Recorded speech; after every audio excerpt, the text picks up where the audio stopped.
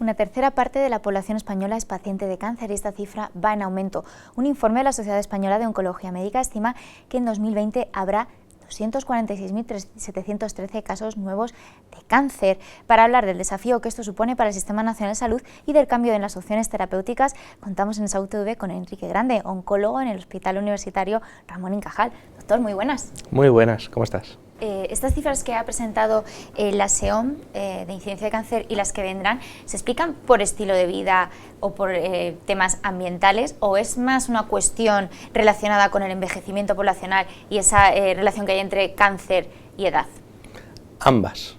Desafortunadamente o afortunadamente, depende cómo veamos la botella, la población española está envejeciendo.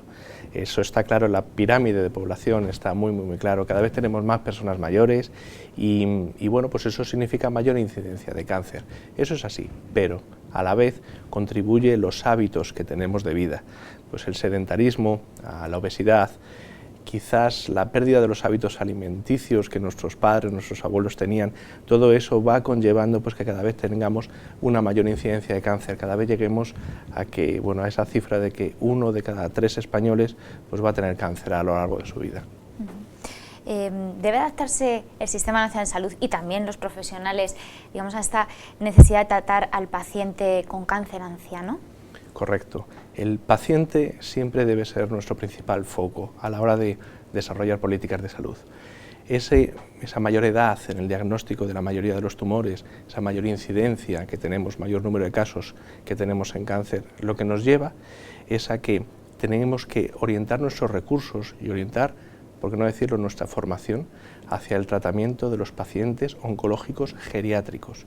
Cada vez tenemos más casos de pacientes con 80, 82, 84 e incluso con más de 90 años que acuden a consultas de oncología médica. Y ya no es el concepto de anciano frágil, son pacientes, son personas que tienen un muy buen estado general, adaptado a su edad, pero muy buen estado general, con una serie de comorbilidades asociadas, pero muchas de ellas muy bien tratadas, muy bien controladas durante mucho tiempo. ¿Eso qué significa? Pues que quizás los viejos esquemas que teníamos, ¿no?, de paciente anciano, paciente frágil, no tratar para su proceso de cáncer diseminado, nos lo estemos replanteando y caso a caso, paciente a paciente, quizás sí que debemos empezar a discutir quién tratar, quién no tratar, con qué esquemas tratar, con qué esquemas no tratar. Además, los ensayos clínicos también van hacia esa tendencia, ¿no?, a también investigar en estos pacientes los tratamientos. Sería injusto que una parte de la población se quedase sin acceso a ensayos clínicos o a fármacos simplemente por el hecho de una edad determinada en su DNI. Nosotros ahora en oncología cada vez metemos pacientes en ensayo clínico de mayor edad, con mayores comorbilidades. Lo que tenemos que conocer es a qué paciente de esos hay que tratarle realmente. Estamos avanzando en eso, dentro de las distintas sociedades científicas, dentro de los distintos grupos cooperativos dentro de oncología, estamos creando grupos de trabajo enfocados hacia la población geriátrica. Parece que la inmunoncología ha venido para quedarse, lo hemos visto en los recientes congresos que ha habido, en ESMO, en ASCO. ¿Qué suponen estos tratamientos en el abordaje del cáncer? El concepto de unir estimulación del sistema inmune para que actúe contra el tumor diseminado es un concepto ya muy clásico. Yo me acuerdo cuando hacía la residencia, ya teníamos interleuquina 2, teníamos interferón, eran fármacos que sabíamos que beneficiaban a un porcentaje muy bajito de pacientes, no más del 10-15%, pero asociados a unos efectos adversos muy elevados. ¿Qué ha cambiado? Ha cambiado en que ahora vamos a poder actuar selectivamente contra el sistema inmune, activando el sistema inmune de una manera muy puntual, reduciendo de esa manera los efectos adversos e incrementando discretamente esa tasa de pacientes que se benefician. De tal manera que en vez de hablar de un 10-15%, podemos intentar rozar el 25%, incluso el 30%, dependiendo de los tumores, dependiendo de los ensayos. Bien, está aquí para quedarse, sin ninguna duda. Ya están aprobados fármacos en melanoma, en cáncer de pulmón, lo van a estar ya pues en tumores de vejiga, en tumores de riñón y seguro que en muchos otros. El problema no es tanto ese. El problema y el reto, más que problema, reto, que tenemos que afrontar ahora es saber a quién ofrecerle este tipo de fármacos. Desafortunadamente, los biomarcadores que tenemos a nivel molecular, sabemos cuál es la diana, hacemos el biomarcador y quien exprese esa diana le damos el fármaco, no son todo lo fiables o todo lo rentables que quisiéramos. De tal manera que hay pacientes que tienen esa diana muy expresada y no responden al tratamiento, y hay pacientes que no tienen esa diana expresada y responden al tratamiento. Es un reto que debemos afrontar desde el punto de vista de la clínica y desde el punto de vista de la investigación translacional. Tenemos que intentar identificar qué pacientes son los que realmente se benefician, qué 15, 20, 25% de los pacientes de nuestra consulta se van a beneficiar de esos nuevos tratamientos. En esa línea de ir siempre hacia la personalización, ¿no?, de los tratamientos. Correcto, hacia la personalización y hacia la optimización de los recursos. Los fármacos tienen un precio. Obviamente los pacientes no son responsables de esos precios. Nosotros como facultativos tenemos el deber de optimizar los recursos que nos da el sistema, pero a la vez asegurar que todos los pacientes van a recibir el mejor tratamiento. Tenemos que seguir avanzando en esa línea de afinar a la hora de ofrecer un tratamiento de este tipo inmunoterápico a nuestros pacientes. Tenemos que seguir en la línea de investigación de nuevos biomarcadores que realmente nos ayuden a predecir qué paciente sí se va a beneficiar y qué paciente no tanto. Si conseguimos optimizar y conocer de antemano ese 20-25% de pacientes que se benefician, estaríamos ahorrando un 75% de recursos. Ese es el reto de todos, ¿no? Porque además la inmunoncología en principio funciona bien con otro tipo de tratamientos que se están dando, con lo cual parece hacia tratamientos secuenciales o hacia combinación, ¿no?, de tratamientos para lograr una mayor efectividad. Y esto también aumenta el coste, en aras de eso que comentaba de, bueno, pues en la clínica, en la consulta también nos preocupamos de esto, ¿no? Hay cierta preocupación, digamos, porque todo lo nuevo pues haya de algún tipo, alguna restricción económica para que llegue a los pacientes. Usted tiene toda la razón, aumenta el coste, no hay duda, no hay duda.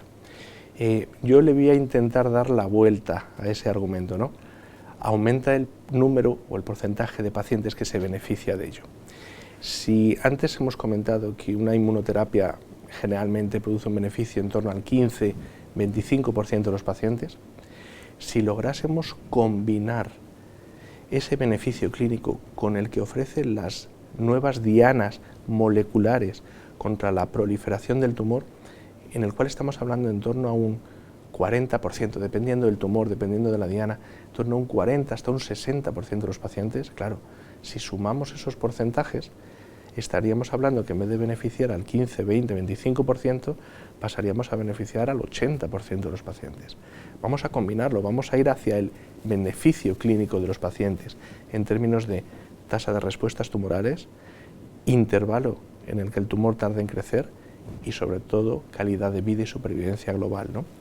Si conseguimos eso, estaríamos aumentando enormemente nuestro potencial de beneficio, de beneficiar al paciente clínicamente. Tenemos que llegar a acuerdos entre todos, sociedades médicas, entes gubernamentales o gestores de salud, industria farmacéutica y, por qué no, pacientes, sociedades de pacientes, para intentar, vamos a ver lo que nos podemos permitir y lo que no, y vamos a intentar entre todos pues que toda la investigación clínica que se está haciendo, toda la investigación translacional que se está haciendo, llegue a los pacientes y que eso sea sostenible. Yo creo que es un deber de todos el hacerlo. Una investigación que además se habla de que debería cambiar, en concreto, por ejemplo, la forma de plantear o de hacer los ensayos clínicos, por ese tema que hablamos de que cada paciente va a responder de una forma y porque se cuenta con tratamientos combinados o tratamientos secuenciales. ¿Cómo se perfila esto, ¿no? ¿O cómo se puede concretar? La investigación clínica cuesta muchísimo dinero.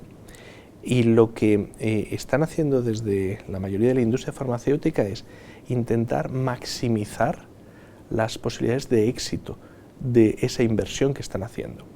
que me parece perfecto desde el punto de vista mercantilista, ¿no?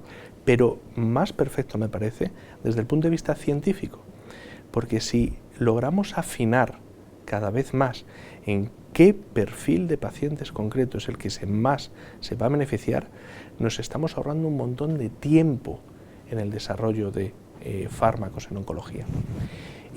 Cuanto más seamos capaces de afinar en esa subpoblación de pacientes que más se va a beneficiar de los fármacos, estamos ahorrando efectos adversos a pacientes que no se van a beneficiar de ellos, estamos ahorrando tiempo porque los ensayos clínicos requerirán un menor número de pacientes para demostrar su eficacia. Yo creo que en esa personalización del tratamiento estamos ganando todos. Los primeros, los pacientes, porque tendrán fármacos dirigidos a las alteraciones moleculares o al estroma, al nido del tumor de cada uno de esos pacientes.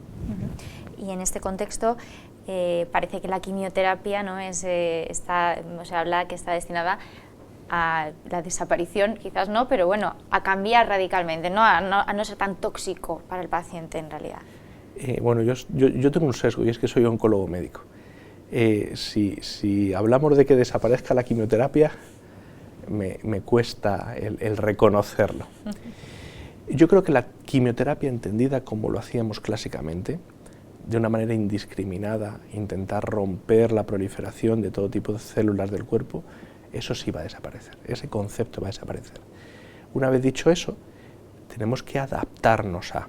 La quimioterapia ahora tiene que ser dirigida a alteraciones del ciclo celular que impiden la proliferación de la célula y dada a pacientes que justo tienen esas alteraciones del ciclo celular activadas, ¿no?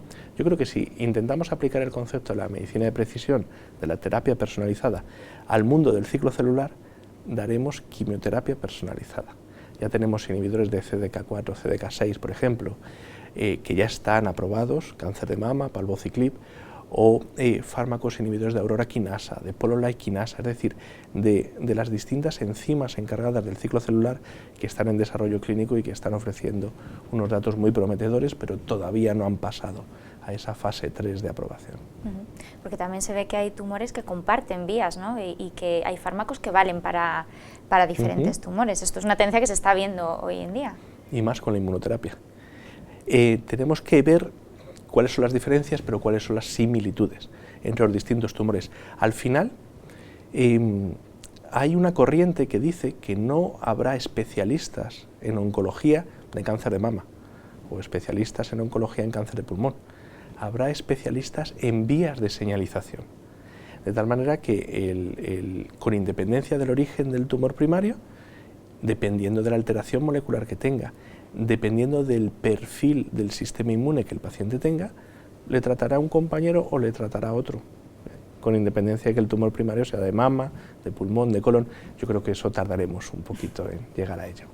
Usted fue promotor y presidente del Grupo Español de Tumores Huérfanos e Infrecuentes, de GETI. ¿Cómo se está avanzando también en este campo en concreto? Más despacio, más despacio. La investigación principalmente se nutre de los tumores más frecuentes, colon, mama, pulmón, próstata. En los tumores menos frecuentes cuesta un poquito más, ¿no? A no ser que tengas una diana muy clara, pues por ejemplo la inmunoterapia, por poner un ejemplo, pues en cáncer de tiroides o en tumores neuroendocrinos, en los cuales yo tengo relación directa y que no son excesivamente frecuentes, pues vemos que no tenemos ningún ensayo internacional randomizado con estos nuevos fármacos. Van a empezar ahora, pero van a empezar en la fase 2 sin compararse, o sea, es decir, van siempre un escalón por detrás. Es un poquito injusto para estos pacientes que no se pueden beneficiar y seguro que lo harían de la misma manera que otros tumores más frecuentes, pues como puede ser el cáncer de pulmón, etc. Y bueno, también, o sea, eso es una realidad, pero no una excusa. Los médicos que tenemos interés en estos tumores tenemos que pelearnos, tenemos que salir ahí fuera, tenemos que reclamar atención pues, de los propietarios de estas compañías para hacer investigación en estos pacientes, igual que se están haciendo en otros tumores. En España tenemos la suerte de tener el Grupo Español de Tumores Huérfanos Infrecuentes, que es pionero en ese sentido a nivel europeo. Muy poquitos países en Europa tienen este tipo de grupos cooperativos. Hacemos investigación clínica, estamos con 3 estudios fase 2 actualmente, hacemos investigación translacional y vamos a seguir, esa es la línea que tenemos, de seguir intentando encontrar el punto medio entre los intereses de la industria farmacéutica y los intereses de los pacientes, y bueno, vamos por esa vía. Yo creo que estamos haciendo cosas. Pues hemos hablado de todo lo que viene, de cómo avanza afortunadamente los tratamientos de cáncer, y ahora nos encontramos afortunadamente también con largos supervivientes. ¿Debería también adaptarse el sistema a estos largos supervivientes y a sus necesidades? Antes hemos hablado que la inmunoterapia va a dar un 10, 15, 20, 25% de muy buenos efectos. Cuando hablo de muy buenos efectos, son pacientes que a lo mejor incluso estemos hablando de la curación. Claro, un 10-15% de los pacientes de cáncer de pulmón son muchísimos. Cuando saltemos al melanoma, cuando saltemos al cáncer de mama, cuando saltemos a la próstata, cuando saltemos, es algo que por suerte vamos a tener que afrontar en los próximos años, y luego también adaptarnos, porque esos pacientes, ¿cuánto tiempo hay que tratarles? ¿Cada cuánto tiempo hay que seguirles? ¿Cuánto va a costar eso? Todos nos tendremos que adaptar, y ya te digo, eso es un excelente problema a tener en el futuro. Doctor Grande, como siempre, un placer. Muchísimas gracias por estar aquí en Salud TV. El placer es mío. Gracias.